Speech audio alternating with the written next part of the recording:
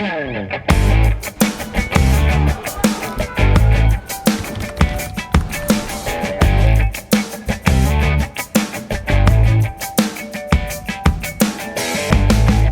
programa de hoje, vamos conversar com o professor Ricardo Fabrino Mendonça. Ele é professor na área da ciência política da Universidade Federal de Minas Gerais, UFMG, e com o professor Ricardo Fabrino, nós vamos falar, ele, né, como cientista político, fazer uma avaliação do resultado das eleições, especialmente para presidente da República, né, e falar sobre os movimentos antidemocráticos, golpistas que têm acontecido no Brasil inteiro, que não aceitam o resultado. Qual é o modus operandi, a forma de organização e mobilização dessas pessoas? O que se pode dizer em torno da linguagem que está sendo utilizada por essas pessoas? Tudo isso e muito mais na entrevista de hoje com o professor Ricardo Fabrino Mendonça, cientista político da Universidade Federal de Minas Gerais. Bem-vindo, professor, ao nosso Espaço Cidadão. Eu que agradeço pelo convite, muito obrigado pela oportunidade e pelo espaço. Prazer tê-lo conosco, professor. E eu gostaria que, inicialmente, o senhor compartilhasse conosco a sua visão a respeito do resultado das eleições, em especial para presidente da República nesse segundo turno de 2022. Bom, o que a gente vem observando é claramente algo que havia sido anunciado, né, que especialistas, estudiosos estavam acompanhando há um bom tempo, que era exatamente um processo de questionamento do resultado das eleições, ou no mínimo de lançamento de dúvidas, né?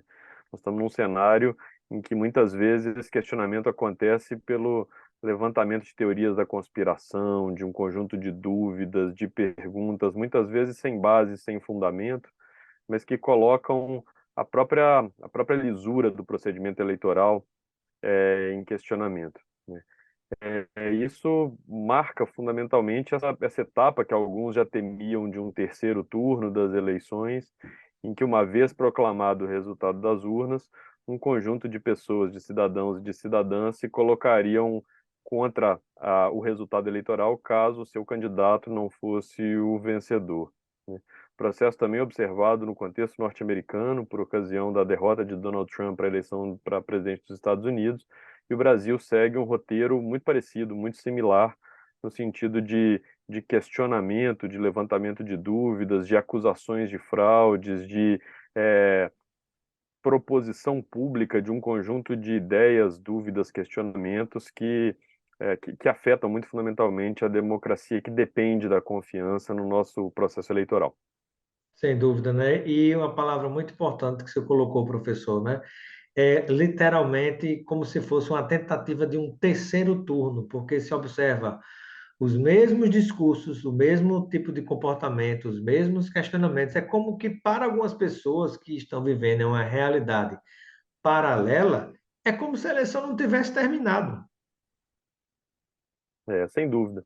Há um conjunto de pessoas que acreditam ser possível mudar o resultado das eleições de alguma outra forma, por meio de algum outro mecanismo ou instituição. A quantidade de pessoas reivindicando algum tipo de intervenção, algum tipo de golpe, para a gente dizer muito claramente, mas que se recusam a aceitar o resultado das urnas. Isso é muito.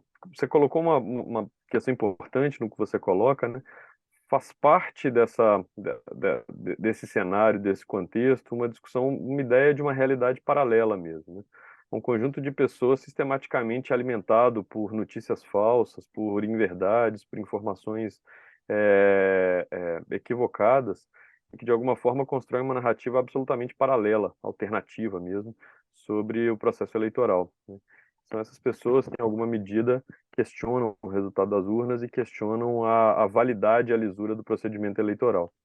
Muitas vezes com dados inventados, muitas vezes com teorias conspiratórias, muitas vezes com levantamento de suposições ou somas que não fazem nenhum sentido e que, de algum modo, colocam em suspeição um processo muito mais amplo, com um processo histórico muito mais amplo. Sem dúvida, né? E alguns aspectos interessantes desse contexto, né, professor? Vale a gente destacar para quem nos acompanha nesse momento, é que isso já vem sendo há muito tempo alimentado pela autoridade política máxima do país, o presidente da República, né? Essas questões de conspiracionismo, dúvidas sobre o processo eleitoral, sobre as urnas, o relatório, né? Famigerado relatório das Forças Armadas, que até agora não apareceu, e também aqui acredito que cabe a pergunta, né? Por que será, né, que a gente, mesmo tendo passado a eleição, ainda observa uma grande quantidade de pessoas no país sendo alimentada com esse tipo de informações, como sempre funcionou, por exemplo, no gabinete do ódio, né? Sabe-se onde estão essas pessoas, sabe-se quem fabrica essas notícias falsas, mas parece que estão deixando acontecer e não está havendo nenhum tipo digamos assim, de tentativa de parar esse tipo de situação que prejudica a democracia, né? Eu não sei se eu concordo integralmente com a sua questão, Robson. Eu acho que houve avanços significativos na tentativa de se contrapor à tomada pública da desinformação, né? Acho que o TSE, se a gente compara 2018 e 2022, é, fez, deu passos muito significativos, né? Eu acho que houve avanços das próprias plataformas no sentido de banir algumas pessoas que estão difundindo desinformação, desmonetizar canais. Houve um conjunto, há um esforço no sentido de cercear a difusão da desinformação. Mas eu acho que você tem absoluta razão, né? Eu acho que o escopo da desinformação é gigantesco, é muito eloquente, as consequências são muito significativas para a gente pensar o futuro do país, né? E a gente tem atores diversos ocupando posições institucionais, muitas vezes assumindo posições distintas, né? Quando você fala, por exemplo, do presidente da República, é curioso a gente observar como é que o atual presidente da República, nesse momento, ele optou pelo silêncio, né? E como é que o silêncio, em alguma medida, acaba por insuflar essas mobilizações, né? Acaba por, muitas vezes, as pessoas leem coisas nas entrelinhas, se ele não está falando nada é porque existe margem, existe espaço, a própria demora para se pronunciar, para manifestar, como é que tudo isso cria um clima de instabilidade, de tensão, que acaba por alimentar essas manifestações. Que, curiosamente, a gente pode pensar como atravessadas por duas camadas, né? Se existem atores que organizam, propõem, puxam essas manifestações, também existe um quê de espontaneidade nessas manifestações, né? São dimensões diversas que, de alguma forma, se sobrepõem na estruturação dessas manifestações. E quando se deixa esse espaço, eu acho que aqui é muito interessante a gente observar o espaço da dúvida, né? Quando há o silenciamento, quando não há condenação, quando se levantam hipóteses, como se essas hipóteses de alguma forma indicassem a possibilidade de existência concreta de fraude, né? Há todo um contexto que semeia dúvida, né? E é nesse será, né, é nesse espaço da incerteza e da indecisão que essas duas dimensões, essas duas camadas das manifestações se aglutinam, né? Essa, essa camada de quem está financiando, de quem está organizando, de quem está puxando, com essa camada muitas vezes um pouco mais espontânea, mais aleatória de cidadãos e cidadãs que vão para frente dos quartéis, que vão para as rodovias e que de alguma forma entendem ali estar defendendo o país de uma fraude ou de algum problema mais amplo, né? E isso ajuda a gente a pensar nesse momento, o silêncio é gerador da incerteza, ao mesmo tempo em que você tem um conjunto de atores semeando dúvidas, incertezas, questões publicamente e alimentando esse processo. Sem dúvida. E gostei muito dessa colocação que o professor fez, exatamente de camadas, né? Uma camada que joga o conteúdo, outra que propaga, né? Alguns impulsionando, né? E outros espontaneamente fazendo essa propagação, né? Realmente é importante ficarmos atentos a esse tipo de comportamento. E o que mais o senhor poderia destacar, professor, quando a gente pensa na estratégia de linguagem dessas pessoas, né? Quando a gente considera esses grupos eu não sei se eu posso chamar de direita ou se seria exatamente mais preciso chamar de extrema direita, né? Que tem se radicalizado cada vez mais. Eu acho que, sem dúvida alguma, há grupos de extrema-direita reivindicando formas autoritárias de governo e de condução da nação, e esses grupos podem e devem ser chamados de grupos de extrema-direita. O que não significa que todos os grupos, cidadãos e pessoas que em algum momento apoiem aqueles que não venceram as eleições de 2022 possam e devam ser chamados de extrema-direita. Então, acho que é importante a gente ter em mente isso, mas que há claramente uma extrema-direita antidemocrática, autoritária, que atravessa esses processos, há, e isso se faz cada vez mais claro e evidente. Né? O tipo de demanda, o tipo de reivindicação, deixa isso muito claro e sem sombra de dúvidas. Né? E é interessante a gente observar como um todo como é que esses discursos alimentados por essa extrema-direita, que eles fazem em alguma medida é aumentar enormemente os custos de tolerância dos adversários políticos, que são transformados em inimigos, ao mesmo tempo em que desejam restringir os custos de repressão desses adversários políticos. Tem um cientista político bastante famoso, que é o Robert Dahl, que brinca não, né? Joga com esses termos para fazer uma teoria sobre quando que a democracia tem condições de existir e de sobreviver.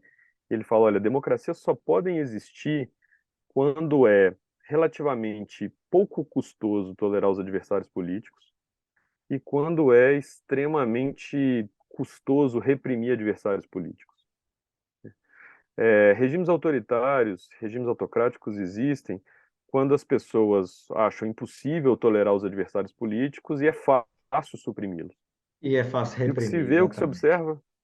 o que se observa nesse momento, o que se observa nesse contexto, é uma tentativa de aumentar os custos da tolerância, então de dizer, olha, os meus adversários são criminosos, que fraudam todo o processo, que são inaceitáveis, e esse é um momento chave para a vida e para a sobrevivência do país e das outras gerações, né? Então, como se a posse daqueles que venceram as eleições de 2022 fossem representar uma hecatombe, o fim do país, né? Ou seja, você discursivamente aumenta os custos da tolerância, e, ao mesmo tempo, abre espaço, convoca as Forças Armadas, demanda um tipo de intervenção, autoriza e apoia a repressão aos seus adversários políticos, reduzindo o custo dessa repressão. Né?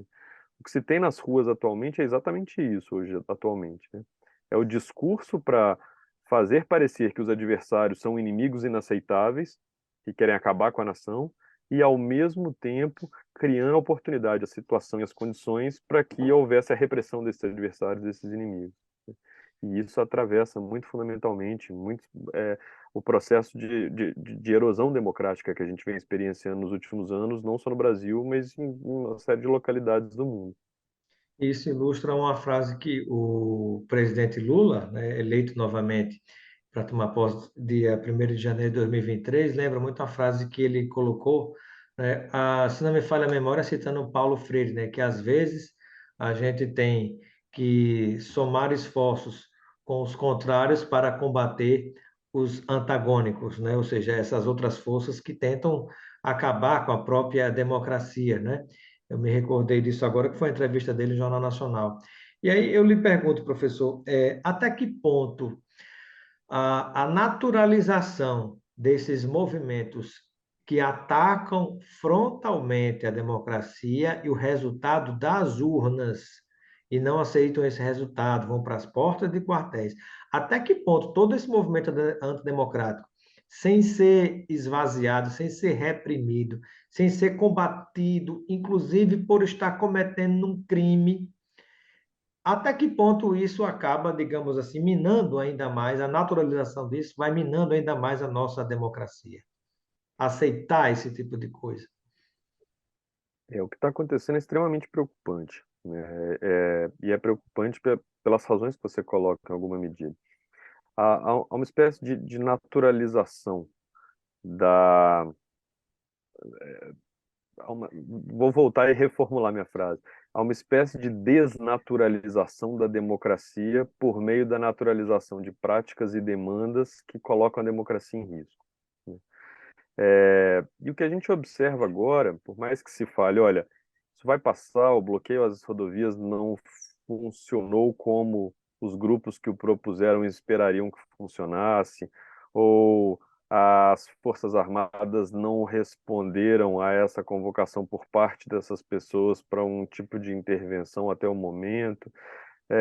Muitas vezes se pode, de alguma forma, reduzir a importância desse momento histórico.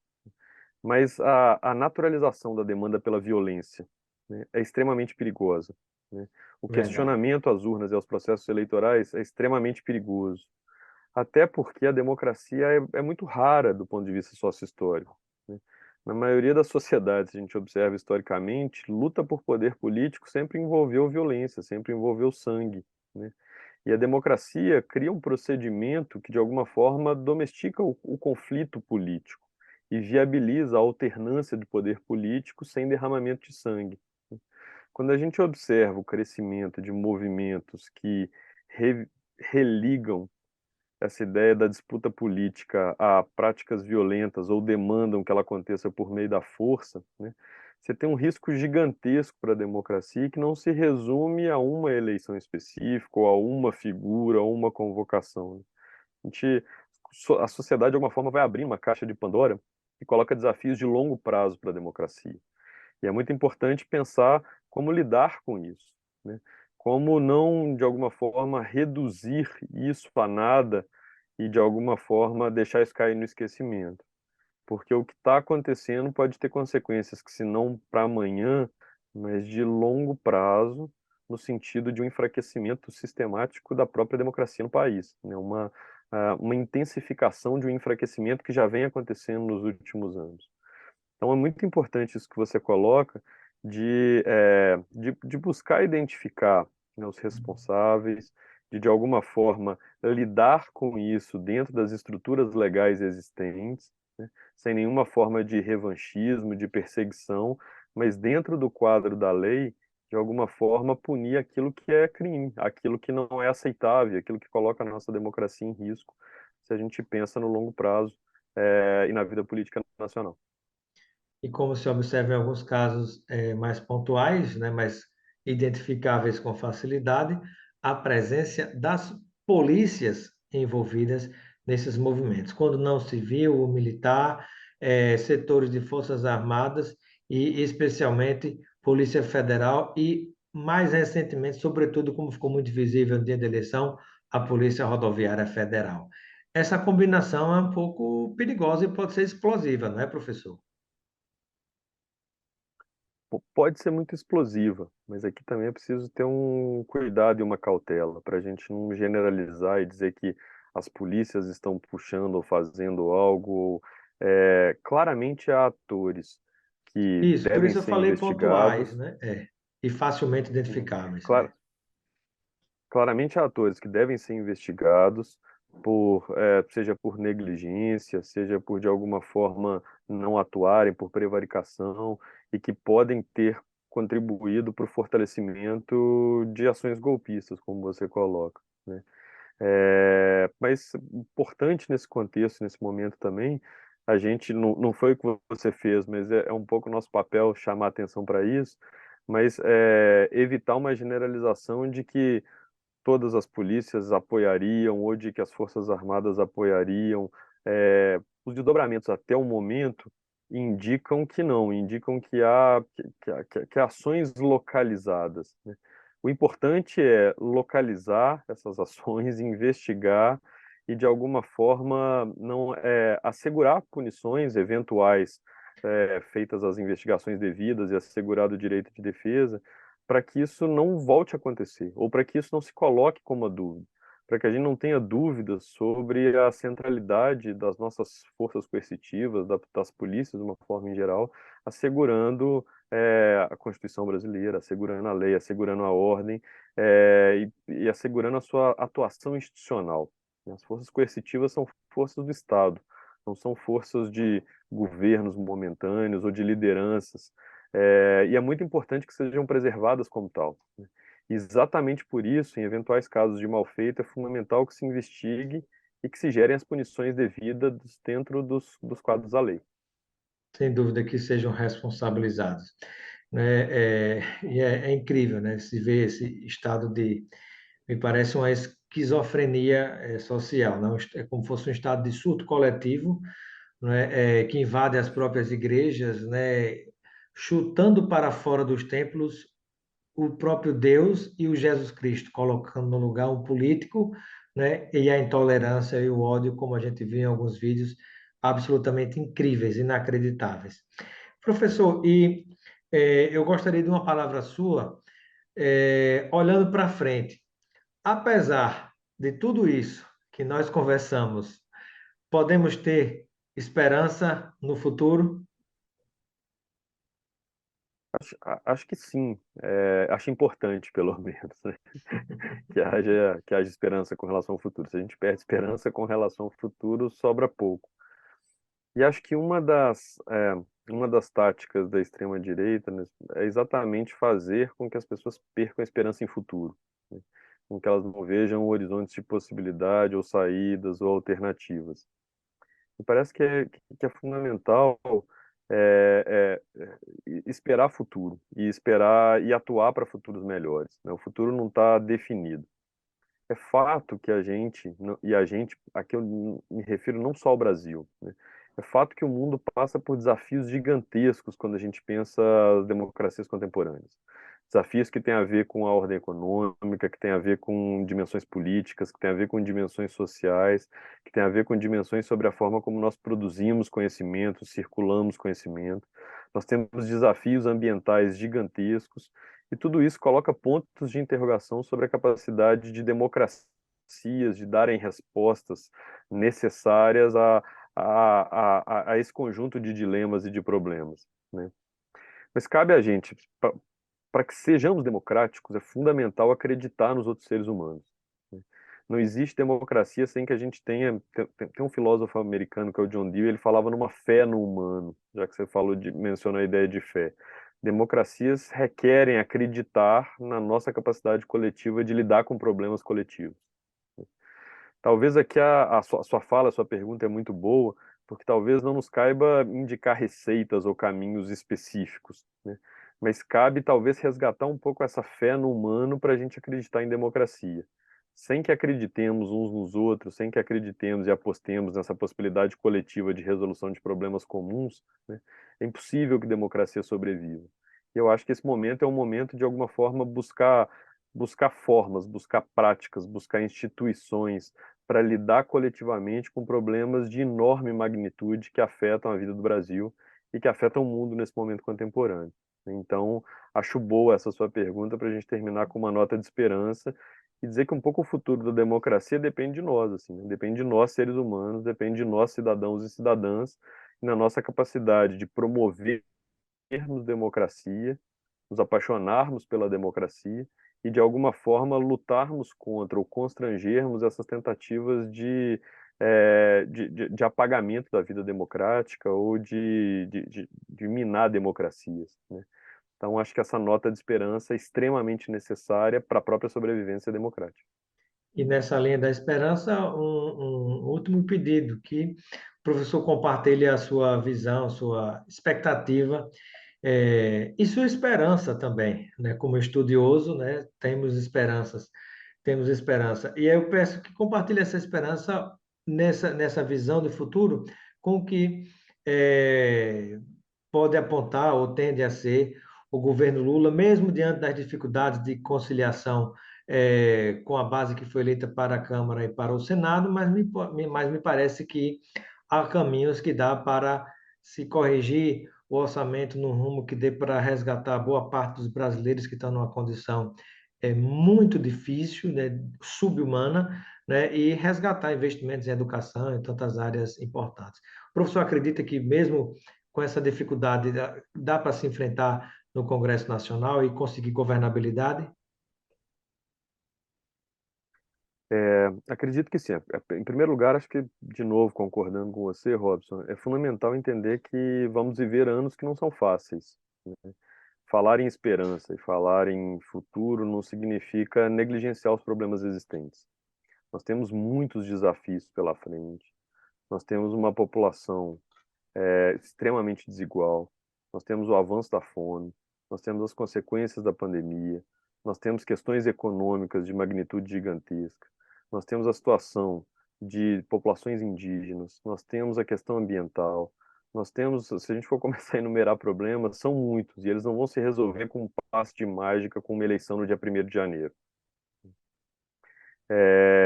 Então, acho que é importante ter clareza sobre isso, até para evitar frustrações, né? Não achar que com um toque de mágica se resolvem todos os problemas. Mas é importante entender também que é preciso dar passos, né? E que o passo de apostar numa democracia, apostar em soluções que são plurais, apostar em direitos humanos, apostar em visões que primam pela dignidade das pessoas, apostar em soluções que não são messiânicas e mágicas, mas que envolvem trabalho coletivo para a resolução de problemas complexos, indica caminhos muito promissores.